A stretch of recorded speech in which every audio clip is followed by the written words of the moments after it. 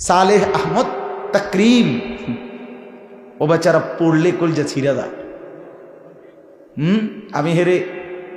আমি এবার রমজানে যখন উমরায় যাচ্ছিলাম, যেদিন রমজানের 3-4 দিন আগে, তা আমিও এয়ারপোর্টে ঢুকছি, ঢাকা বিমানবন্দরে, হেরো দেখছি এই ছেলেটার।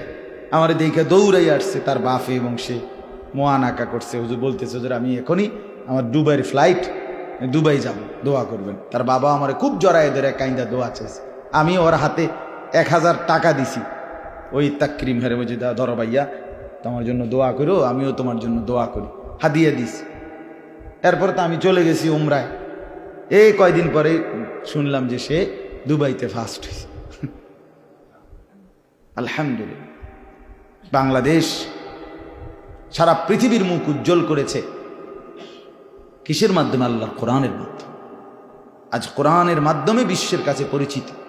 ফুটবল খেললে না, ক্রিকেট খেলে না, না না না,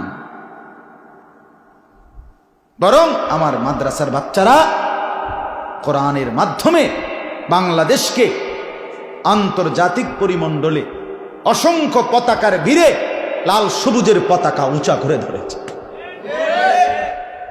আমার বাপ মাদ্রাসায় সন্তানকে দিন শেখাবে, যার বাচ্চা মাদ্রাসায় পড়ে আল্লাহর ওয়াস্তে তারে কোনো দিকে নিয়েন, তারে কোরআন থেকে বঞ্চিত করিয়েন। আমার অনুরোধ, কোরআন থেকে যে বঞ্চিত করবে সন্তানকে, খোদার কসম হাসরের ময়দানে জবাব দিতে হবে। এই বাচ্চা বলবে আল্লাহর কাছে, আল্লাহ আমার মা বাপরে কদ্দুর সামনে আনে। যদি জাহান্নামী হয় ছেলেটা, বলবে আল্লাহ আমার আব্বা আম্মারে কদ্দুর চাইতাম, জাহান্নামে যাইতেছি গা। এবারের কথা খুব মনে হয়েছে, আব্বার কথা, মার কথা। আল্লাহ বলবেন জাহান্নামে যাইবা, আব্বা আম্মারে দিয়ে কিরবা, কোন আনেন না কদ্দুর। তো আনবার পরে আল্লাহ তাআলা বলবে, আরে সন্তান বলবে, আল্লাহ এই মা বাপকে জিজ্ঞেস করেন কেন আমাকে ছোটবেলায় আল্লাহর কোরআন নামাজ বন্দিগির থেকে বঞ্চিত করেছে, কেন দিন শিখায় নাই, আমি কি অপরাধ করছিলাম?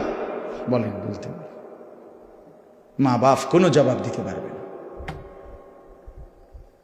তখন আল্লাহ তাআলা ওই সন্তানকে বলবে, তো তুমি এখন কি করবা? তো কোরআনে আছে, না জাআলহুমা তাহতা আকদামিনা। সন্তান বলবে, আল্লাহ আমি জাহান্নামে যাচ্ছি, তবে যাওয়ার আগে এই মা বাপকে পায়ের নিচে ফালাইয়া কতক্ষণ সইটটা মুড়াইয়া লাইথাইয়া এর করেছে। হ্যাঁ, এটা কোরআনের আয়াত। লিয়াকুনা মিনাল আসফালিন। আমি চাই আল্লাহ আজ হাসরের ময়দানে এই মা বাপ বেইজ্জতি হোক। এদের খামখেয়ালির কারণে আমি ছোটবেলায় দিন শিখি।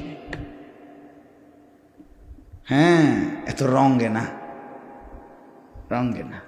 কত কষ্ট করছি তোর লাগিয়া ফুট। এই বিল্ডিং আমি করছি, সোফা আমি বানাই দিছি, নুনের বাড়িগুন পর্যন্ত আমি কিনা দিছি। রঙের আলাপ। আপনারা কইছে নুনের বাড়ি কিনা দিতেন? হ্যাঁ, আপনারা নুনের বাড়ি কিনা দিতেন কইছে।